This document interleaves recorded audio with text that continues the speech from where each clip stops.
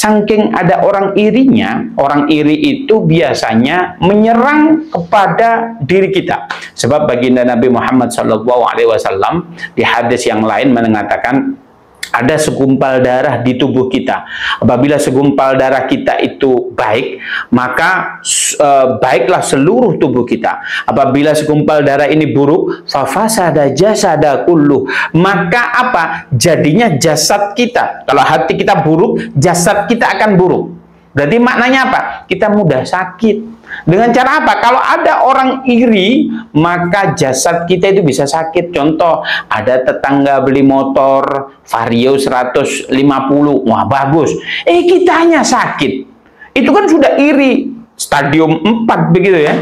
Jadi ada orang punya mobil baru begitu, kitanya kalau Vario aja kita sakit, kalau mobil Ribon bagaimana? Opname ini jangan-jangan. Maka itu iri. Maka sifat yang pertama tadi hasad, tidak suka kenikmatan orang lain mendapatkan nikmat dan nikmatnya pindah kepada kita. Yang iri ini ya, nggak suka bener kalau orang lain itu mendapatkan nikmat dari Allah Subhanahu wa taala. Seharusnya kalau kita itu, kalau ada orang lain, contoh saudara kita mendapatkan nikmat, alhamdulillah saudaraku dikasih nikmat oleh Allah. Tetangga kita begitu ya, alhamdulillah tetanggaku punya mobil, alhamdulillah. Setidaknya kalau tetangga saya ini lagi butuh mobil, nggak minjem ke kita, beres kan? Atau kita nggak punya, nggak usah nyariin pinjaman karena dia sudah punya. Makanya kita, kalau orang lain itu finansialnya freedom, nggak ngerepotin kita dong. Seharusnya apa? Kita bersyukur, alhamdulillah. Oleh karena itu, sifat yang pertama hasad, jauhin.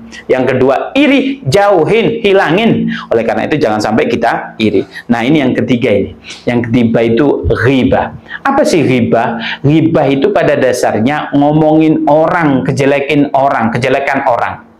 Ustadz, kami ini tidak ngomong kejelekan orang lain, tapi kita ini ngomong apa? Ngomong berdasarkan fakta. Loh iya, iri, kejelekan, ghibah itu kejelekan orang lain, itu kita omongin, itu ghibah. Kalau kita membicarakan tidak sesuai fakta, maknanya orang baik kita ngomong jelek, itu namanya fitnah. Ini teman-teman, ini fitnah apa ghibah ini? Kadang dua-duanya ini, makanya jangan sampai. Ghibah itu kata baginda Nabi Muhammad SAW, innal ghibah wan namimah haram. Sungguhnya ghibah, namimah itu adu domba. Adu domba itu orang pada dasarnya nggak ada masalah dengan si fulan, kita jadikan dia bermasalah dengan si fulan, itu adu domba. Kita ambil contoh, ada seseorang ini jual sayur, kita datang nih, Bu, saya ngutang dulu ya, ini saya nggak punya duit, kata ibu yang bu jual sayur. Ini utang ente udah banyak nih, nggak boleh. Oh, yang dulu aja belum dibayar, utang dikit aja nggak boleh. Dia balik. Ada orang, mau kemana ente? Mau beli sayur di si fulan tersebut. Jangan. Sayurnya nggak enak, sayurnya busuk, saya ini balik ini, apaan dia jual nggak niat. Nah, ini menjadikan orang yang tadinya nggak ada masalah sama si ini, kita jadikan masalah. Maka ini namanya namimah. Tetapi yang dibahas di hadis ini adalah ghibah. Apa? Ghibah. Ghibah ini adalah mengomongkan atau membicarakan aib-aib orang lain terhadap orang lain. Itu ghibah. Apa kata baginda Nabi Muhammad SAW? Innal ghibah wan namimah haram. Sesungguhnya ghibah dan adu domba itu haram. Maka kalau haram, ya jangan. Ini haram itu kadang orang salah perspektif. Kadang haramnya seseorang itu pilih-pilih. Kita ambil contoh. Kalau ada seseorang, mohon maaf ini malam-malam saya undang ke sini. Teman-teman, nanti malam saya undang datang ke rumah saya ya. Ini gimana? Teman-teman silahkan datang ke rumah. Nanti saya bukain bir begitu ya. Wah, nggak mau Ustaz, nggak mau. Kenapa? Haram. Udah dikit aja, buat apa? Kalau orang Jawa itu bilangnya tombo kepingin, ya. Tombo kepingin, jadi kepingin, dikit aja. Gimana? Nggak mau. Kenapa nggak mau? Haram. Ya sudah deh. Nanti di rumah saya sembelihin babi guling. Nggak mau. Ya apalagi itu babi, haram. Bir dikatakan dia haram, babi dikatakan haram, tetapi yang dikatakan oleh baginda Nabi, ghibah itu haram. Kenapa kita lakukan? Padahal apa sih bedanya ghibahnya, haramnya berghibah dengan haramnya makan babi? Sama-sama haram. Minum khamr haram, makan babi haram, ghibah juga haram. Jika kita bisa menolak say to no drug, say to no khamr, say to no babi, kita bisa. Tetapi kenapa kita tidak mengatakan say to no ghibah? Seharusnya apa? Ghibah no, babi no, apa? Khamr no, karena ini haram semua. Sebab nggak ada bedanya haramnya ghibah dengan haramnya apa? Babi dengan haramnya khamr. Maka jangan. Kalau Allah sudah ngatain haram, ya sudah haram saja.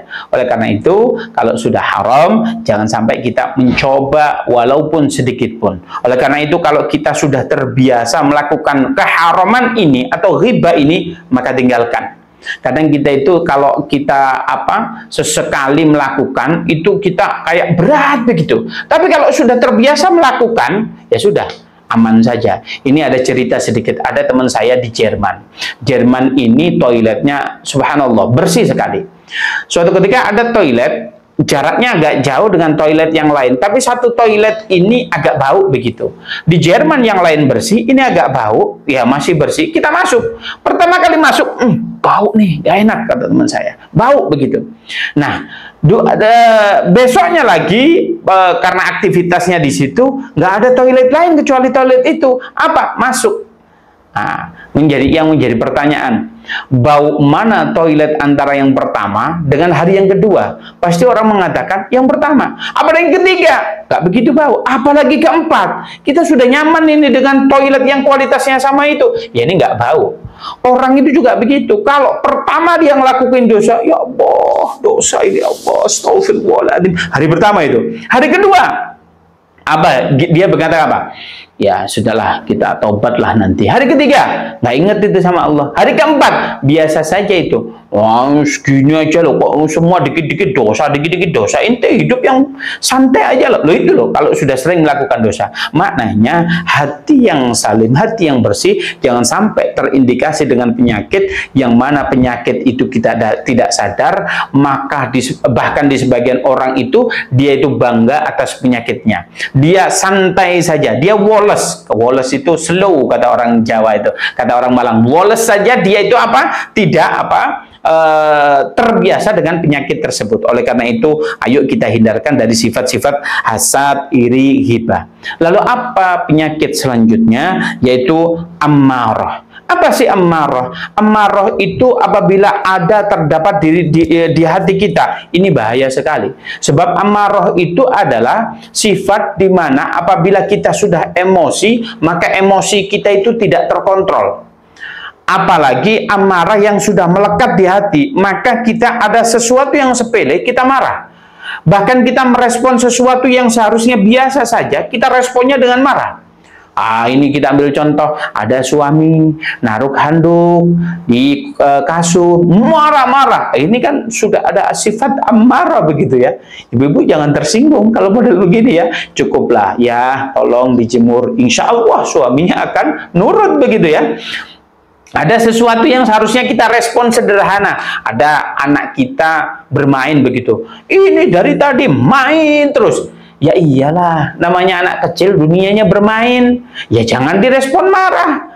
Kalau bapak-bapak main, itu yang nggak boleh. Dikit-dikit main, dikit-dikit main, dikit-dikit main. Nggak boleh. Tapi kalau anak-anak, ya sifatnya bermain. Kalau di masjid ada anak main, biarin aja. Jangan dimarahin, cukup dikasih tahu. Nah, nanti kalau waktu sholat berhenti ya mainnya. Nanti habis sholat boleh main lagi. Enak. Ini jangan sampai ini para takmir ini nanti mendoktrin anak-anak kecil yang ke situ dimarahin. Ini dosa jariyah. Nanti ada anak gede ditanya, kamu kenapa kok nggak mau ke masjid? Iya, saya takut trauma. Dulu dari kecil saya suka dimarahin. Ini namanya dosa jariyah ini. Begitu ya. Jadi jangan sampai di antara kita merespon sesuatu yang seharusnya biasa saja kita respon dengan marah. Wabil khusus kita merespon sesuatu dengan orang-orang yang di sekitar kita yang cinta terhadap kita, kita responnya dengan marah. Jangan. Kita itu orang yang mencintai kita, orang yang suka kepada kita. Jangan-jangan kalau saking akrabnya, saking dekatnya dengan kita, dia salah sedikit kita marah-marahin. ente itu nggak bener ini, apa segala macam. Begitu juga orang lain yang dekat dengan kita juga dimarahin. Maka sesungguhnya orang yang dimarahin itu nggak enak. Apalagi kita marah-marah, Masya Allah. Ini saya ada cerita sedikit. Dulu saya itu beli laptop, saya belum paham itu. Zaman dulu masih apa ya? Bukan Core i5 tapi Core Duo sama Celeron, belum ada i3 pada saat itu. Saya beli laptop, Masya Allah. Orangnya bilang apa? Orangnya bilang Celeron ini lebih baik Pak daripada Core Duo yang basicnya rendah, Celeron yang ini tinggi begitu. Ya sudah, saya beli. Habis itu saya nyampe di rumah, ada teman saya komen, ngapain Gus beli Celeron? Celeron itu basic terendah, Core 2 lebih tinggi. Saya dengerin teman saya. Wah, saya emosi tuh. Ini saya kena tipu ini. Wah, saya malam nggak bisa tidur. Bagaimana saya malam itu merangkai kata-kata, mau saya marahin orangnya. Saya besok pagi mau datang ke mall tersebut, saya marahin. Kalau orang ini marah, dia nggak mau balikin laptop, nggak masalah. Yang penting saya udah marah. Ini udah kesambet nih saya pada itu. Marah-marah begitu, semalam nggak bisa tidur jam 2, ini gimana, besok saya marah-marahin gitu. Wah, besok paginya saya jam 7 pagi berangkat, jam 7 mana ada mall sudah buka. Ternyata nyampe di sana jam 8, buka mallnya itu jam 9. Pada saat itu orangnya jam 9 kurang sudah buka, ini nggak ada customer, baru dibuka pintu. Mana Mas yang kemarin salesnya? Oh iya Pak, habis ini datang, ada apa? Gini. Wah, saya marahin. Ini saya kecewa dengan toko ini. Padahal ekspektasi saya ke toko ini sudah tinggi. Kalau ini bagus, saya tunjukin ke teman-teman saya rekomendasiin biar beli di sini. Malah nggak bagus. Nggak bagusnya di mana Pak? Mohon maaf ini. Iya, saya katanya minta laptop yang harga sekian yang bagus, malah dikasih yang bagus. Nggak bagus gimana Pak? Bapak kemarin ditawari ada Celeron, ada Core Duo. Bapak kita kasih spek yang lebih bagus ini. Enggak, kata teman saya, bagusnya itu Core Duo, bukan Celeron. Wah, begitu dulu. Apa kata toko? Ya sudah, saya sudah mau menyiapkan, mau marah-marah, ternyata orangnya jawabnya santai saja. Bilangnya begini, oh gitu. Ya sudah Bapak, kalau Bapak maunya Core Duo tidak sesuai arahan kami, nggak apa-apa, kita tukar saja. Nggak ada penambahan. Tuh, ternyata orang yang mau saya marah-marahin, yang saya sudah siapkan ini, ternyata apa? Dia santai saja jawabnya. Oh ya, sudah Pak, nggak apa-apa. Semoga Bapak nanti balik ke sini, sampaikan ke teman-temannya kalau pengen sesuatu di sini pelayanannya bagus. Ya Pak, makasih. Saya malu betul itu. Kenapa? Ada sifat ammarah. Dulu biasalah, masih muda-muda dulu, umur 21 atau berapa, wah ngegas aja itu semua. Maka di sini jangan sampai kita ada sifat ammarah.